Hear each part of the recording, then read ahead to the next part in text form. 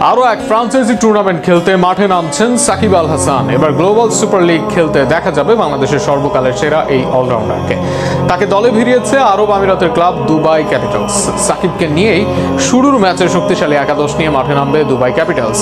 GSL এর শুরুর ম্যাচে দুবাই ক্যাপিটালসের সম্ভাব্য একাদশ নিয়ে বিস্তারিত থাকছে প্রতিবেদনে। ধারণা করা হচ্ছিল রংপুর রাইডার্স দলে থাকবেন তিনি, সে নিয়ে চড়াও হয়েছিল গুঞ্জনও। তবে শেষ পর্যন্ত তাকে ছাড়াই স্কোয়াড ঘোষণা করে রংপুর রাইডার্স। রংপুরে ডাক না পেলেও গ্লোবাল সুপার লিগের ডাক পাওয়া হয়ে গেছে সাকিব আল হাসানের। তাকে নিয়েই শুরুর ম্যাচে মাঠে নামবে দুবাই ক্যাপিটালস। ক্যাপিটালসের ওপেনিংয়ে আসবেন আফগান বাহাতি ব্যাটার সাদেকুল্লাহ আতেল। বর্তমানে ফ্রাঞ্চাইজি ক্রিকেটের উঠতি তারকা ধরা হয় আতেলকে।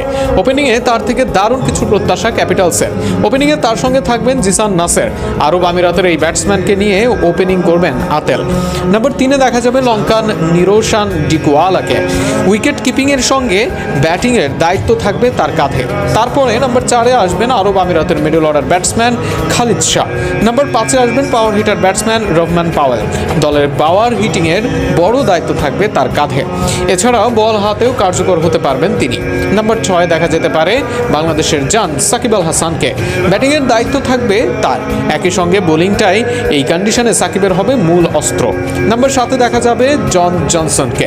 উইন্ডিজের এই ক্রিকেটার ব্যাটিংয়ের সঙ্গে বোলিংটাও করতে পারেন বেশ। নম্বর 8-এ দেখা যাবে আফগানিস্তানের পেস বোলিং অলরাউন্ডার গুলবাদিন নাইবকে। নম্বর 9-এ দেখা যেতে পারে অলরাউন্ডার আরমান ভার্মাকে। বোলিংয়ের পাশাপাশি বল হাতেও বেশ কার্যকর হতে পারেন এই আরব আমিরাতের ক্রিকেটার। নম্বর 10-এ দেখা যেতে পারে লেগ স্পিনার ফারহান খানকে। আর নম্বর 11-তে থাকবেন আরব আমিরাতের পেসার কলিম সানা।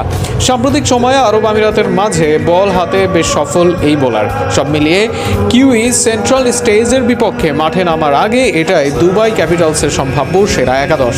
যে একাদশ নিয়ে 10ই জুলাই প্রথমবারের মতো এই আসর খেলবে আরব আমিরাতের চ্যাম্পিয়নরা।